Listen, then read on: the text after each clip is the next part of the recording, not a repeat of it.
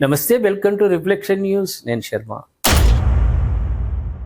నా అనుమతి లేకుండా చికిత్స వద్దు, సోనం వాంగ్చుక్ భార్య విజ్ఞప్తి. భార్య భర్తకు వైద్యం చేయించొద్దని అంటదా? అనవచ్చా? కానీ ఇక్కడ కోట్లాది మంది విద్యార్థుల తరఫున వాంగ్చుక్ నిరాహార దీక్ష చేసి నీట్ పరీక్ష ఏమైంది? ఎగ్జామ్స్ ఎప్పుడు డిక్లేర్ చేసుడు, ఎగ్జామ్స్ రాసినాక పేపర్ లీక్ అయిందని రద్దు చేసుడు, లేకుంటే ముందుగా రద్దు చేసుడు. కోట్లాది మంది విద్యార్థులు డిప్రెషన్లకు గురైనరు. రాజకీయ ప్రబుద్ధులారా, ఈ పేపర్ లీక్ చేస్తున్న మహానుభావులారా, పుణ్యాత్ములారా, మీకు నరకం కాదురా, అంతకంటే ఎక్కువ లభిస్తుంది మీకు. కోట్లాది మంది విద్యార్థులను ఆగం చేస్తున్నావు కదరా, లీక్ చేసి డబ్బుకు కక్కుర్తుబడి లీక్ చేస్తున్నావు. దీనికి మూల కారణం కేంద్ర విద్యాశాఖ మంత్రి. ఆయన తక్షణమే రాజీనామా చేయాలని వాంగ్చుక్ నిరాహార దీక్ష చేస్తున్నారు. దీని మీద హైకోర్టు ఏమన్నదంటే, కోర్టులు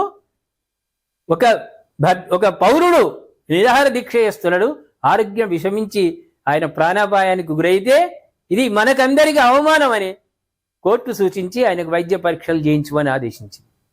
కానీ భార్య, నా అనుమతి లేకుండా నా భర్తకు వైద్యం చేయించొద్దు. ఆయన ఒక మహోజ్వలమైన ఈ యొక్క విద్యార్థుల యొక్క మానసిక బాధను తెలుసుకొని ఆయన ఈ నిరాహార దీక్ష చేపట్టిండు, ఆమరణ నిరాహార దీక్ష. వాడు విద్యాశాఖ మంత్రి రాజీనామా చేయాలి, అప్పుడే ఈయనకు వైద్యం చేయాలని భార్య అంటుంది. అందులో ఏముంది? ప్రజల కోసమే కదా, విద్యార్థుల బావు కోసమే కదా. ఆయన 20 రోజులుగా ఆరోగ్యాన్ని పర్యవేక్షిస్తున్న వైద్యులు అంగీకారం లేకుండా నోటి ద్వారా కానీ, సిరల ద్వారా కానీ, గ్లూకోజ్ ద్వారా కానీ ఆయనకు ఎలాంటి చికిత్స అందించొద్దని ఎక్స్ వేదికగా కోరింది ఆయన. ఏదైనా వాంగ్చుక్ ఆరోగ్యంపై విచారణ జరపాల్సిన రోజే ఈ పరిణామం చోటు చేసుకుంది. ఆయనకు రోజు వైద్య పరీక్షలు నిర్వహించాలని ఢిల్లీ హైకోర్టు ఆదేశించింది. ప్రతి పౌరుడి ప్రాణం విలువైనదేనని పేర్కొంటూ అవసరమైన వైద్య సేవలు అందించాలని కేంద్రానికి సూచించింది. నీట్ పరీక్షలో జరిగిన అక్రమాలకు బాధ్యత వహిస్తూ కేంద్ర విద్యాశాఖ మంత్రి ధర్మేంద్ర ప్రధాన్ రాజీనామా చేయాలని డిమాండ్ చేస్తూ వాంగ్చుక్ ఈ నిరాహార దీక్ష చేపట్టిండు. ఇదే డిమాండ్తో జూలై 20న జంతర్ మంతర్ నుంచి పార్లమెంట్ వరకు భారీ ర్యాలీ నిర్వహిస్తామని ఆయన ప్రకటించింది. ఇంతవరకు స్పందన లేదు. ఆ మంత్రి మరి ఏమనుకుంటున్నాడు? చెవులో దూది పెట్టుకున్నాడా? మరి ఇంతగా విద్యార్థుల నుంచి విమర్శలు వచ్చినా కూడా విద్యాశాఖ మంత్రి స్పందించడం లేదంటే చెవులో హెడ్సెట్ పెట్టుకొని ఏమైనా పాటలు వింటుండా, లేకుంటే చెవులో దూది పెట్టుకున్నాడా? ఇది నీ ఆధ్వర్యమే. పూర్వకాలంలో ఎట్లా ఉండే, స్వాతంత్రం వచ్చిన తర్వాత ఎక్కడైనా రైలు ప్రమాదం జరిగితే కేంద్రంలో ఉన్న రైల్వే శాఖ మంత్రి రాజీనామా చేస్తూ ఇది నా బాధ్యత, ఆయన ఏమైనా పట్టాల దగ్గర నిలబడ్డా? రైలు పట్టాలు సరిగ్గా పట్టాల మీద పోవాలని ఏమైనా చూస్తున్నాడు ఆయన బాధ్యతనా? మానవ తప్పిదమైనా తానే బాధ్యత వహిస్తూ రైల్వే మంత్రులు రాజీనామా చేసిన దాఖలాలున్నాయి.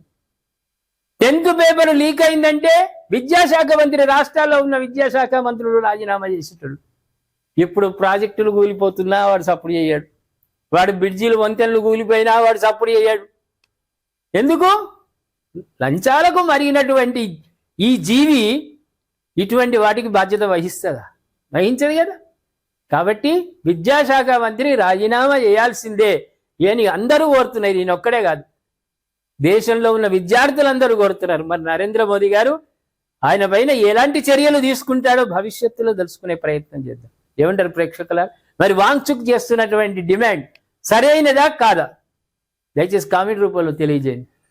సబ్స్క్రైబ్ చేసుకోండి, షేర్ చేయండి.